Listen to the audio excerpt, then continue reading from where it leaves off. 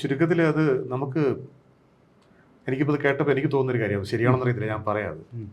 അപ്പം നമുക്ക് പരിചിതമായിട്ടുള്ള നമ്മുടെ ഒരു സൊസൈറ്റി, ഒരു സമൂഹം വളരെ ദീർഘകാലമായിട്ട് ഭക്ഷിച്ചു വരുന്നൊരു ഭക്ഷണ രീതി ഉണ്ടല്ലോ, ആ ഭക്ഷണ രീതി തുടരുക എന്നുള്ളതായിരിക്കും ഒരു പക്ഷെ നല്ലതെന്ന് എനിക്ക് തോന്നുന്നു. Is it right? അത് ശരിയാണെന്ന് തോന്നുന്നു. ശരിയാണെന്ന്. ഇപ്പോൾ നമ്മൾ ഉദാഹരണമായിട്ട് നമുക്കിപ്പോൾ മലയാളികൾ രാവിലെ ഇഡ്ഡലി കഴിക്കുന്നു, അല്ലെങ്കിൽ ദോശ കഴിക്കുന്നു, സാമ്പാർ കഴിക്കുന്നു, ഉച്ചയ്ക്ക് ഫിഷ് കഴിക്കുന്നു. നമുക്കിപ്പോൾ ചൈനീസ് ഭക്ഷണം നമ്മൾ എടുക്കേണ്ട കാര്യമില്ല. നമുക്ക് പരിചയമുള്ള ഭക്ഷണം അതാണെങ്കിൽ ചൈനയിൽ ജനിച്ചു വളർക്കണമെങ്കിൽ ചൈനീസ് ഭക്ഷണം കഴിക്കട്ടെ. അപ്പോൾ ഒരു ജനത ഏത് ഭക്ഷണമാണോ കാലാകാലങ്ങളിലായിട്ട് ഉപയോഗിക്കുന്നത് ആ ഭക്ഷണം തുടരുക എന്നുള്ളതാണ്. അതിനെ റീപ്ലേസ് ചെയ്യാതിരിക്കുക എന്നുള്ളതായിരിക്കും ഒരു പക്ഷേ എനിക്ക് തോന്നുന്നു ഒരു ആരോഗ്യകരമായൊരു കാര്യം എന്ന് എനിക്ക് തോന്നുന്നു. തീർച്ചയായും. Is it right? അത് ശരിയാണെന്ന് തോന്നുന്നു. അത് ശരിയാണെന്ന് തോന്നുന്നു. കാര്യം നമ്മൾ ഇതിനകത്ത് ഉള്ളൊരു ഇതെന്ന് വെച്ചാൽ നമ്മുടെ ബ്രേക്ക്ഫാസ്റ്റ് നമുക്ക് എടുക്കാൻ, മലയാളിയുടെ ബ്രേക്ക്ഫാസ്റ്റ് നമ്മൾ ഇഡ്ഡലി കഴിക്കും. ഒരു മലയാളിയുടെ എല്ലാം ഒരു ദൗർബല്യമാണ്. അതിനകത്ത് എന്തൊക്കെയുള്ളത്? കാർബോഹൈഡ്രേറ്റ് ഉണ്ട്, പ്രോട്ടീനുണ്ട്, കുറച്ച് കൊഴുപ്പുണ്ട് അവിടെ ഇവിടെയൊക്കെ. അതിൻ്റെ കൂടെ കഴിക്കുന്നത് എന്താണ്? സാമ്പാറാണ്. ഇത്രയും റിച്ച് ആയിട്ടുള്ള വെജിറ്റബിൾസിൻ്റെ ഒരു കൂമ്പാരം.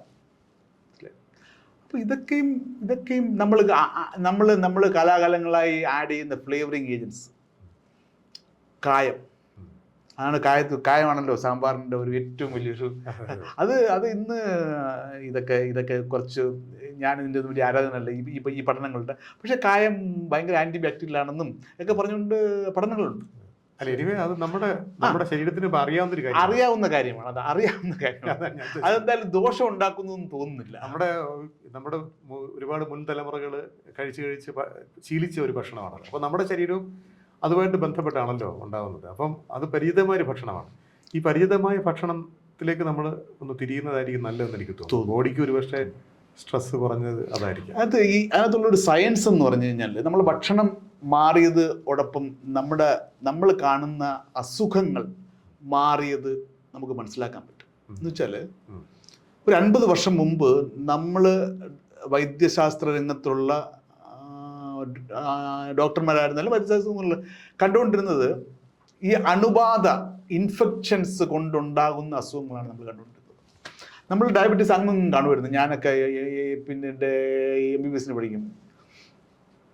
ഇന്ന് നമ്മൾ ഇൻഫെക്ഷൻസ് കാണുന്നത് വളരെ കുറഞ്ഞു. അതെ, നമ്മൾ വല്ലപ്പോഴും വ്യാധികൾ വന്നു പോകുന്നതല്ലാതെ നമ്മൾ കാണുന്ന ഇൻഫെക്ഷൻസ് പണ്ട് ട്യൂബർക്കുലോസിസ് കണ്ടുകൊണ്ട് നമ്മളാരിപ്പോൾ കാണുന്നില്ല.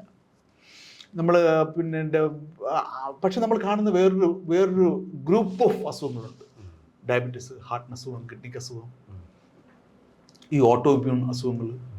അപ്പോൾ ഈ പീരീഡിൽ സംഭവിച്ച പ്രധാന വ്യത്യാസം എന്തെന്ന് ചോദിച്ചു കഴിഞ്ഞാൽ നമ്മുടെ ഭക്ഷണം തന്നെയാണ് വ്യത്യാസം. വേറെ വലിയ വ്യത്യാസങ്ങളൊന്നും നമ്മുടെ ജീവിതത്തിൽ ഉണ്ടായില്ല.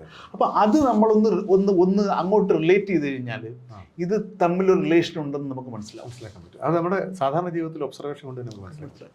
ഒരു കാര്യം കൂടെ ചോദിച്ചിട്ട് നമുക്ക് ഈ എപ്പിസോഡ് അവസാനിപ്പിക്കാം. ഇപ്പം ആൻറ്റിബയോട്ടിക്സിനെ കുറിച്ച് പറഞ്ഞല്ലോ. ആൻറ്റിബയോട്ടിക്സ് നമ്മൾ ഉപയോഗിക്കുമ്പോൾ നമ്മുടെ കാടിന്, നമ്മൾ നേരത്തെ പറഞ്ഞ കാടിന് തീയിടുകയാണ്. അതിനകത്തുള്ള ഒരു ചെറിയ പ്രശ്നമായിരിക്കും നമുക്ക് നമ്മുടെ പ്രശ്നം.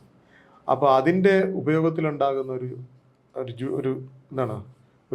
കൂടുതൽ ശ്രദ്ധയോടുകൂടിയുള്ള ഒരു ഉപയോഗം ആക്ച്വലി ആവശ്യമാണ് എന്നുള്ളതാണ്.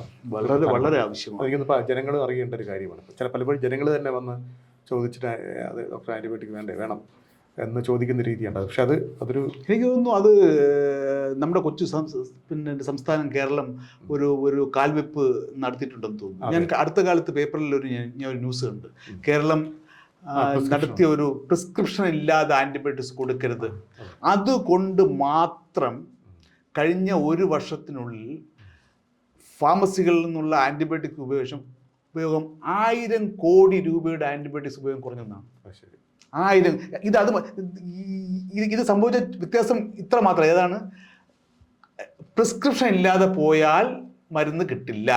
അതുകൊണ്ട് മാത്രം 1000 കോടി രൂപയുടെ വിറ്റുവരവ് കുറഞ്ഞു എന്നാണ് അവരുടെ അസോസിയേഷൻകാരുടെ കണക്ക്. എന്ന് വെച്ചാൽ നമ്മുടെ സബ്ജക്റ്റുമായിട്ട് ബന്ധിപ്പിക്കുമ്പോൾ അത്രയും കുടലിലെ സൂക്ഷ്മജീവികൾക്ക് നമുക്ക് ആരോഗ്യത്തോടെ ജീവിക്കാനുള്ള ഒരു അവസരം നമ്മൾ ഉണ്ടാക്കി എന്നുള്ളതാണ് ആ ഒരു പോളിസിയിലൂടെ. തീർച്ചയായും. അപ്പോൾ നമ്മുടെ ഈ എപ്പിസോഡ് അവസാനിക്കുകയാണ്. നമ്മൾ പറഞ്ഞു വന്നത് നമ്മുടെ ഭക്ഷണത്തിൻ്റെ ആരോഗ്യകരമായ കുടലിൻ്റെ ആരോഗ്യത്തെ, അതിനുള്ളിൽ ജീവിക്കുന്ന സൂക്ഷ്മജീവികളുടെ ഈ ഡൈവേഴ്സിറ്റിയെ സഹായിക്കുന്ന രീതിയിലുള്ള ഭക്ഷണം എപ്രകാരമായിരിക്കണം എന്നതിനെക്കുറിച്ചാണ് നമ്മൾ സംസാരിച്ചത്. അടുത്ത എപ്പിസോഡിൽ കൂടുതൽ വിശദാംശങ്ങളിലേക്ക് നമുക്ക് പോകാം. എല്ലാവർക്കും നന്ദി.